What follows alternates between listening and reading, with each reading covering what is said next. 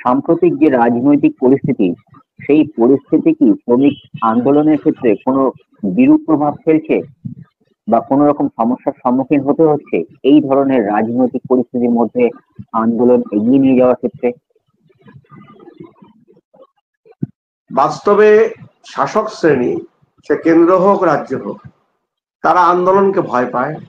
তারা আন্দোলন চায় না, প্রতিবাদ চায় না, প্রতিরোধ চায় না, ধর্মঘট চায় না। তারা মালিকদের জন্য, মালিক শ্রেণীর স্বার্থে তাদের সরকার পরিচালিত করতে গিয়ে তারা মালিক শ্রেণীর স্বার্থ বিঘ্নিত হতে পারে এমন কোনো কাজ চায় না।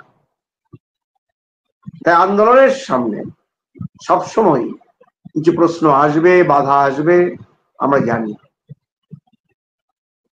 দেশের বর্তমান পরিস্থিতিতে বহু প্রশ্ন, জাত পাত ধর্ম থেকে শুরু করে যুদ্ধ, বহু প্রশ্ন নিয়ে যে টালমাটাল অবস্থা তৈরি করা হচ্ছে, সাধারণ মানুষের দৃষ্টিটা তাদের নিজস্ব জীবনের সংকট থেকে অন্যদিকে নিয়ে যাওয়ার চেষ্টা হচ্ছে। তারা যাতে না ভাবতে পারে বেকার কেন, জিনিসের দাম বাড়ে কেন, দিনের পর দিন কলকারখানা কেন বন্ধ হচ্ছে, কি তার কারণ, কেন রাষ্ট্রায়ত্ত ক্ষেত্রগুলোকে বেসরকারি মালিকদের হাতে তুলে দেওয়া হচ্ছে, কেন সমাজে ধর্ষণ, খুন, মহিলাদের উপর কর্মক্ষেত্রে যৌন নির্যাতন বাড়ছে। এই প্রশ্নগুলো যাতে স্বাভাবিকভাবে শ্রমজীবী মানুষ সহ সমস্ত স্তরের মানুষের বিচার বিবেচনা স্তরে না রেখে তার দৃষ্টিটাকে অন্যদিকে ঘোরানোর চেষ্টা হবে, সেটা আমরা জানি। সবসময় হয়, কখনো বেশি কখনো কম। নিশ্চয়ই পরিবেশ কেমন করে তৈরি করা হচ্ছে যাতে শ্রমজীবী মানুষের যে মৌলিক দাবি গুলো তা নিয়ে তারা যেন না ভাবেন, তারা যেন বর্তমান পরিস্থিতি ডামাডোলে নিজেদের ভাসিয়ে নিয়ে যান। আর পশ্চিমবঙ্গে তো একটা বাতাবরণই তৈরি করা হচ্ছে, ধর্মঘট নয়, কর্মনাশ ধর্মঘট। যিনি মুখ্যমন্ত্রী মাননীয়, তিনি নিজে একের পর এক ধর্মঘট করেছিলেন এই পশ্চিমবঙ্গে 2009, 10, 11 সালে, একটা না, পর পর। কেন? তখন তার ধর্মঘট প্রয়োজন ছিল, কারণ তখন কিছু সামান্য হলেও জনগণের দাবি তার সঙ্গে যুক্ত ছিল, শাসকরা সে দাবি মানছিলেন। আজকে তিনি শাসক, তিনি তখন ছিলেন রাস্তায়, এখন তিনি গদিতে আসীন।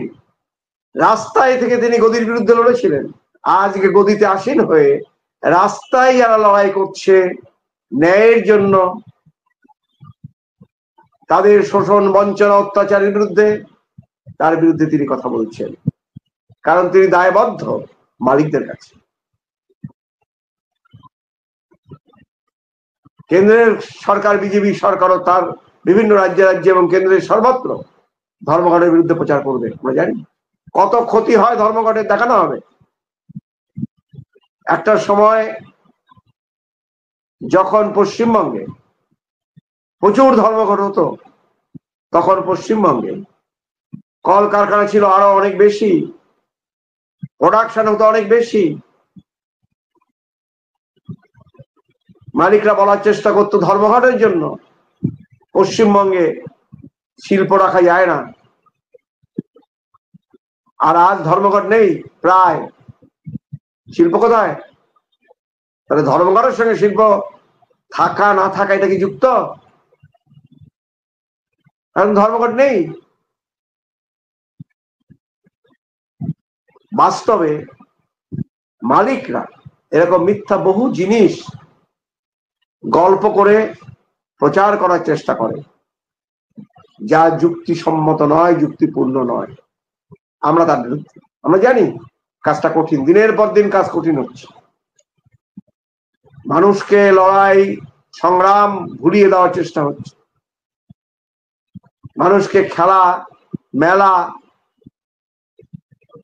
অন্যান্য জিনিসে আটকে দেওয়ার চেষ্টা হচ্ছে, যুব সমাজকে নেশায় মদ সহ বিভিন্ন নেশায় আটকে দেওয়ার চেষ্টা হচ্ছে। নেশাগ্রস্ত মানুষ ভাবতে পারে না, তার বিবেক জাগ্রত হয় না, সে বুঝতে পারে না কোনটা ন্যায় কোনটা অন্যায়। তাই মানুষকে এই পথে ছেড়ে দাও যাতে তারা বুঝতে না পারে। তাদের উপর চাবুক চললেও, শোষণ হলো, অত্যাচার হলো, তারা তার প্রতিবাদে মাথা উঁচু করে লড়াই না করে। তাই মদের ঢালাও লাইসেন্স চলছে, ব্লু ফিল্মের রমরমা বাজার, এইসব করে আটকানোর চেষ্টা হচ্ছে। আমরা জানি যারা আমরা চেষ্টা করছি শ্রমিকদের প্রকৃত সত্যকে বোঝানোর জন্য, শ্রমজীবী মানুষকে প্রকৃত সত্যকে বোঝানোর জন্য, যে আজকে ভারতবর্ষের সত্যিকারের শোষণ, বঞ্চনা, অত্যাচারকে যদি প্রতিহত করতে হয়, রাস্তা কোনটা? শ্রমিকদের মুক্তি পথ কোনটা? কৃষকদের মুক্তির পথ কোনটা? ক্ষেত মজুরদের মুক্তি কোন পথে? স্বাধীনতা সংগ্রামীরা যে স্বপ্ন দেখেছিলেন, নেতাজি সুভাষচন্দ্র বোস স্বপ্ন দেখেছিলেন, সেই ভারতবর্ষ আমরা পাইনি। এই স্বাধীনতার মধ্য দিয়ে রাজনৈতিক স্বাধীনতা আমরা পেয়েছি, কথাটা ঠিক, কিন্তু অর্থনৈতিক ভাবে এই স্বাধীনতা আমরা পাইনি। এদেশের শ্রমিক, কৃষক, ক্ষেত মজুর যারা সম্পদ তৈরি করে, যারা উৎপাদন করে, তাদের দৈহিক পরিশ্রম, কায়িক পরিশ্রম, মানসিক পরিশ্রম সমস্তটা দিয়ে যারা স্রষ্টা, তারা সম্পদের মালিক হয় না। তাই এ লড়াই অনেক কঠিন, কিন্তু কঠিন হলো এটাই রাস্তা, এটাই একমাত্র পথ। অন্য পথগুলো ভ্রান্ত, ভুল। তাই কঠিন পথেই আমাদের এগোতে হবে। কখনো লড়াইয়ের পথ খুলে বেছানো হয় না, কাটাই বিছানো থাকে। তাই বিভিন্ন বিভ্রান্তি সৃষ্টি করার চেষ্টা হবে, রাজ্যেও হবে, এ রাজ্যে অন্যান্য রাজ্যেও হবে। কেন্দ্রীয় সরকারের পক্ষ থেকে, রাজ্য সরকারগুলোর পক্ষ থেকে বিভিন্ন রকম বিভ্রান্তি ছড়ানোর চেষ্টা হবে।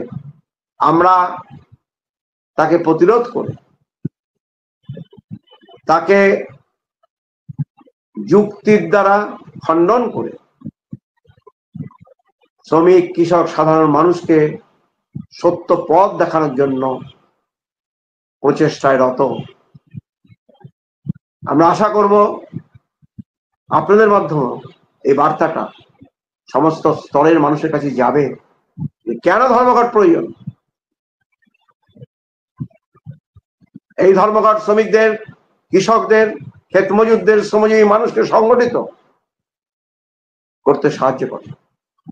এই ধর্মঘটের মধ্যে দিয়ে শ্রমজীবী মানুষ তার শক্তিকে বুঝতে পারে, এই রাষ্ট্রকে অচল করে দিয়ে বুঝতে পারে প্রকৃত ক্ষমতা কার, সংখ্যা কাদের বেশি।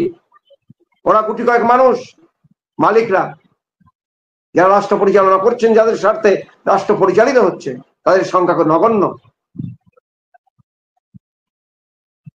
আমরা সংখ্যায় বেশি, কিন্তু আমরা আমাদের শক্তি বুঝি না। এই ধর্মঘট দেখিয়ে দেয় আমাদের শক্তি কি, এবং এক ধর্মঘটের মধ্য দিয়ে আমাদের শক্তিকে, আমাদের বিশ্বাসে পরিণত হয়, এবং তার মধ্য দিয়ে আগামী দিনে আরো বৃহত্তর আন্দোলন গড়ে ওঠে। শেষ পর্যন্ত সেটা শ্রমিকদের মুক্তির আন্দোলনে রূপান্তরিত। সেই জন্য আমরা জানি বাধা আসবে, বাধা দেওয়ার চেষ্টা হবে। দরকার হলে ওরা ওদের রাষ্ট্রযন্ত্র দ্বারা আমাদের উপর নামিয়ে আনবে গ্রেপ্তার, লাঠিপেটা, কোথাও কোথাও অন্যান্য জিনিস,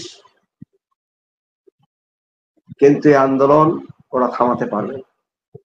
এই আন্দোলন চলবে, কারণ এই আন্দোলন সত্যের উপর প্রতিষ্ঠিত, যুক্তির উপর প্রতিষ্ঠিত, ন্যায়ের উপর প্রতিষ্ঠিত। ন্যায়, যুক্তি এবং সত্যের আন্দোলন কখনো কোনো যুগে কোনো স্বৈরাচারী শাসকরাই থামাতে পারেনি, এই যুগেও পারবে। এই বিশ্বাস নিয়ে আমরা 9 জুলাই ধর্মঘট ডেকেছি। আমি আশা করব আমরা সমস্ত স্তরের শ্রমজীবী মানুষ, সাধারণ মানুষ, মধ্যবিত্ত মানুষ, সুবুদ্ধি সম্পন্ন মানুষ এই ধর্মঘটকে সমর্থন করে ওই দিন 9 জুলাই তারা ধর্মঘটে সামিল হবেন, সক্রিয় ভূমিকা নেবেন, উদ্যোগ নেবেন।